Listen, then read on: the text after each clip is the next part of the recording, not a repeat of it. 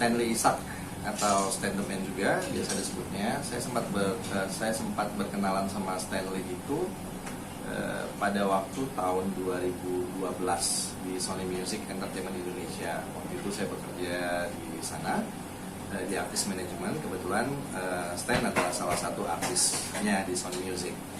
Nah terus pada saat itu dia sudah lepas dari bandnya yang bernama Stereo Soul, kemudian coba untuk bersolo karir dan ya sedang dalam proses untuk buat lagu ya.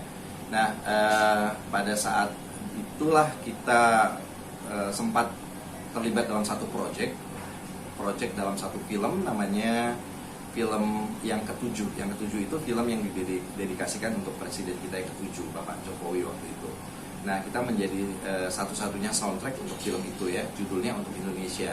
Jadi Stanley situ nyanyi dan saya itu nge-rap di situ. Nah sejak saat itulah kita akrab, nggak cuma di Sony Music aja, tapi juga akrab sebagai teman. Jadi kebetulan saya juga ikut komunitas acting ya. Jadi Stan sempat saya ajak, yuk ikutan acting yuk, sambil lu buat lagu, ikutan acting aja, coba-coba belajar acting gitu. Nah disitulah kita sempat belajar bareng acting, terus jalan bareng sampai akhirnya dia dia punya talenta baru sebagai sutradara gitu kan, terus sebagai aktor juga. Nah setelah itulah beberapa proyeknya dia, di beberapa musiknya dia buat sendiri, sekaligus memproduksi sendiri, maksudnya sekaligus menjadi sutradara di proyek-proyeknya musiknya sendiri. Nah terus dia jalan tuh sendiri kan untuk beberapa musiknya, beberapa lagunya dia keluarin single-single sendiri, sampai akhirnya dia itu lepas dari label kalau tidak salah tahun 2018 ya, lepas dari label dan jadi gila ya di label lah, dia sendiri semua, pokoknya dia produksi sendiri di rumah.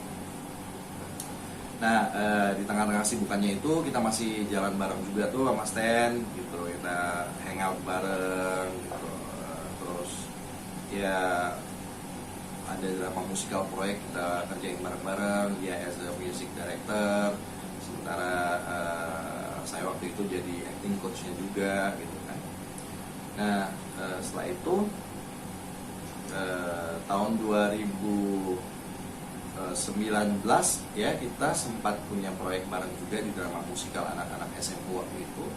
Terus setelah itu ya akhir tahun lah kita sempat hilang kontak waktu itu karena kesibukannya untuk membuat single baru, dan saya sempat juga sibuk dengan beberapa kegiatan yang lain.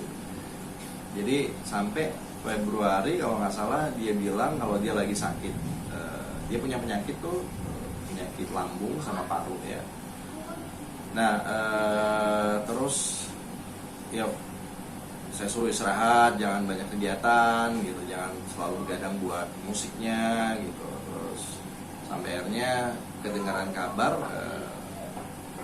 di akhir bulan April ya kalau dia masuk rumah sakit waktu itu. Jadi sebenarnya kita nggak banyak yang tahu tentang penyakitnya dia, karena memang dia itu jarang mau cerita tentang penyakit. Pokoknya yang sedih-sedih dia itu jarang banget mau cerita sama kita itu. Pokoknya yang happy-happy aja. Kalau sedih biasa dia pendam sendiri.